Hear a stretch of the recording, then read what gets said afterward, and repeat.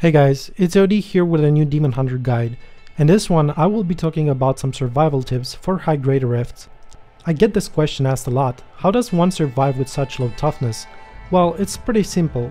First of all, you have to, because at a certain point when you reach a high enough level, everything starts to one-shot you. There are several things that you can do in order to have a better chance at surviving.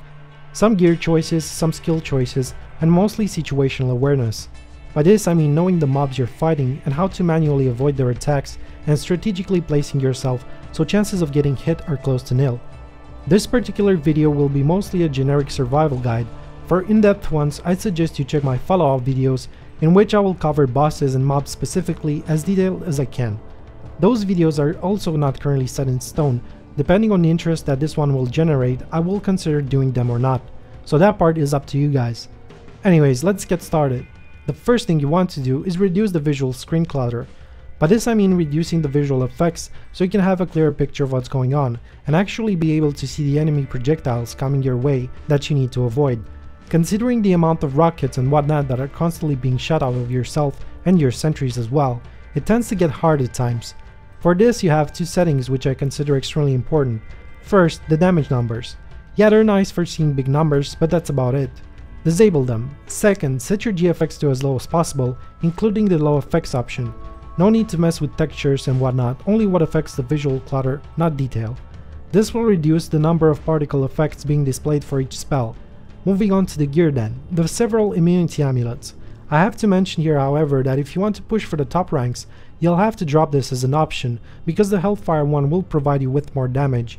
Basically, getting to the top requires you to play at max risk all the time and be extremely lucky with what you'll have to deal with.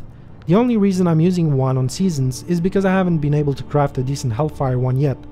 Out of all the amulets I'd rate from best to worst, it's the Cameos, which is Arcane, Maras for Poison, Xephirian, Lightning, Talisman of Arnok, which is Cold, and the Star of Askaranth, Fire.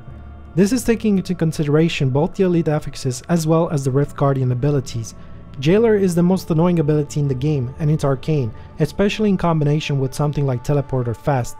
Most of the time it can be outranged by keeping the mobs at the edge of the screen and constantly retreating when needed.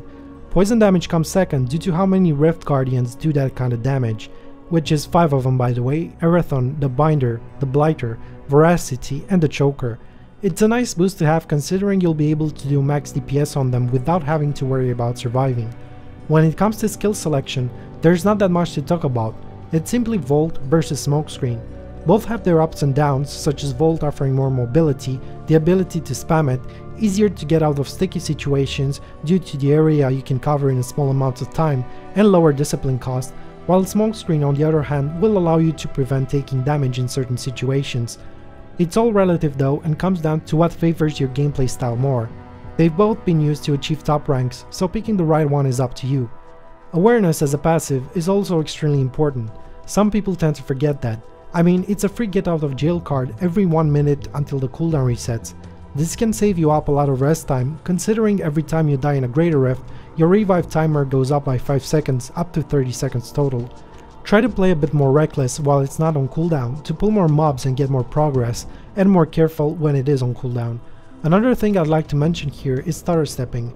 This is a more advanced technique, but it allows you to avoid more damage than you normally would otherwise, since you're basically almost always on the move. It involves the combination of force move and force stand still. It's not beginner friendly though. However, the most important thing that you can do to survive is be aware of your surroundings. The mobs or Rift Guardian you're fighting, the affixes they have. Simple things such as maidens from Act 5. They spawn skeletal archers, so you should watch out for incoming arrows all the time when fighting this mob. Or, you know, this is a winged assassin, he's gonna jump me, so better stay focused and hit Volt or Smokescreen every time he'll do that. Same with the Rift Guardians really. Knowing their abilities and how their animations relate to them can save your life every single time, or almost. Such as having the Rakanoth boss, called Perdition inside Greater Rifts, and him charging you when one-shotting you. Every time he crosses his blades upwards, that means a charge is coming, so you have a split second to Volt or Smokescreen and survive. And so on and so forth. If you're a new player, this might all be overwhelming to you, but paying attention to what each mob does and the animation linked to it will help you in the long run. Generally speaking, this is where the skill comes into play in relation to Diablo.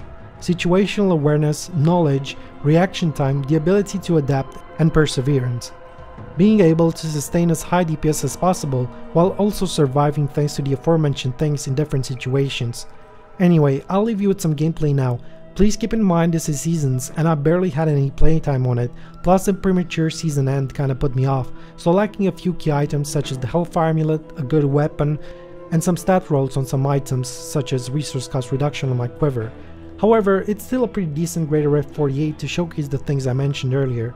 And again, depending on the feedback of this video, I might create in-depth ones regarding most dangerous mobs and guardians and how to handle each and one of them.